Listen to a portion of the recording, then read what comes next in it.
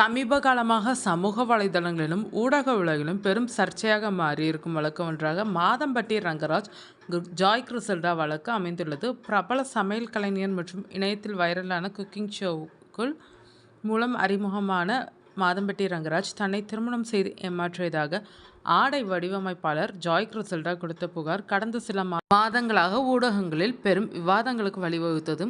இந்த வழக்கு தற்போது மிகப்பெரிய திருப்பத்தை எட்டியுள்ளது. சென்னை ஐகோர்ட்டின் உத்தரவின் பேரில் மேற்கொள்ளப்பட்ட DNA பரிசோதனையில் மாதம்பட்டி ரங்கராஜ் தான் குழந்தையின் தந்தை என்பதற்கான முடிவு உறுதிப்படுத்தப்பட்டுள்ளதாக தகவல்கள் வெளியாகியிருக்கின்றன.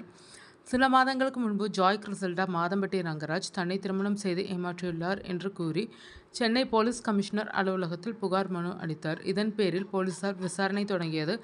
அதே சமயம் நீதிமன்றத்திலும் இந்த வழக்கு தனியாக விசாரணைக்கு வந்தது.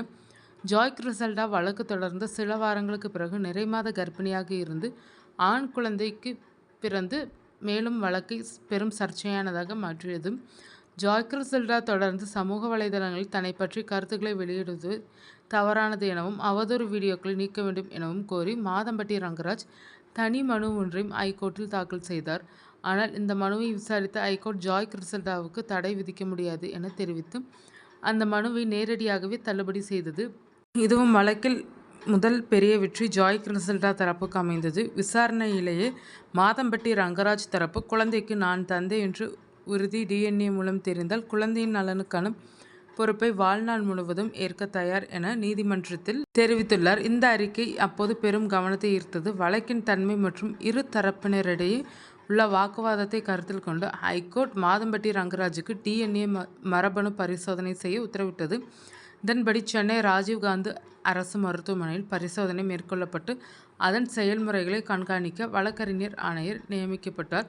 இந்நிலையில் இந்த வழக்கு நீதிபதி செந்தில்குமார் ராமமூர்த்தி முன் மீண்டும் விசாரணைக்கு வந்தபோதும் வழக்கறிஞர் ஆணையர் DNA பரிசோதனை வெற்றிகரமாக நடத்தப்பட்டது. அதன் அதிக இரகசியத்தன்மை கொண்ட முடிவுகள் ஓய்வு பெற்ற நீதிபதி PN பிரகாஷ் தலைமையிலான மத்தியஸ்த குழுவிற்கு சீல் வைத்த கவரில் ஒப்படைக்கப்பட்டது என்று நீதிமன்றத்தில் தெரிவித்தார். இதன்பின் சட்ட வழங்கல் வட்டாரங்களில் இருந்து ஒளிந்து வெளியாகும் தகவல்களில் ஜாய் கிறிசல்டா குழந்தைக்கு மாதம்பட்டி ரங்கராஜ் தான் உயிரியல் தந்தை என DNA முடிவு உறுதியாகியுள்ளது என்று கூறப்படுகிறது. இந்த தகவல் இன்னும் அதிகாரப்பூர்வமாக நீதிமன்றத்தில் அறிவிக்கப்படவில்லை என்றாலும் வழக்கை சூழ்ந்த பரபரப்பு இன்னும் அதிகரித்துள்ளது. DNA முடிவு வெளிவந்துள்ள நிலையில் வழக்கை உணர்ச்சிபூர்வமாக அல்லது சட்ட ரீதியாக இறுதி செய்யும் இரு தரப்பிற்கும் ஏற்றவாறு தீர்வு காணவும் மத்தியஸ்த நடவடிக்கைகள் தொடர்ந்து நடைபெற்று வருகின்றன.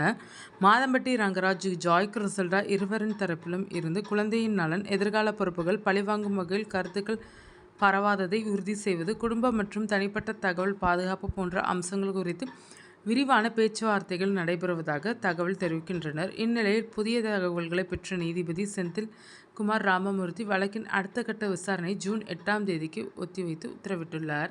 அந்த நாளில் மத்தியஸ்தத்தின் முழுமையான அறிக்கை DNA முடிவின் உத்தியோகபூர்வமாக திறப்பு இரு தரப்பின் அடுத்த நடவடிக்கை என்பவை அனைத்தும் நீதிமன்றத்தில் பதிவு செய்யப்படும் என எதிர்பார்க்கப்படுகிறது.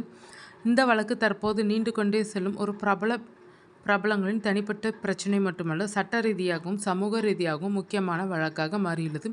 குறிப்பாக குழந்தையின் எதிர்காலம் என்பதில் இரு தரப்பினரும் ஒரே கருத்தில் உள்ளனர். ஜூன் 8ஆம் தேதி நடைபெறும் விசாரணை இந்த வழக்கின் முக்கிய திருப்பத்தை உருவாக்கும் என்று சட்ட வட்டாரங்கள் தெரிவித்துள்ளனர். சமீப காலமாக சமூக வலைதளங்களிலும் ஊடக உலகிலும் பெரும் சர்ச்சையாக மாறியிருக்கும் வழக்கு ஒன்றாக மாதம்பட்டி ரங்கராஜ் ஜாய் கிறிசல்டா வழக்கு அமைந்துள்ளது.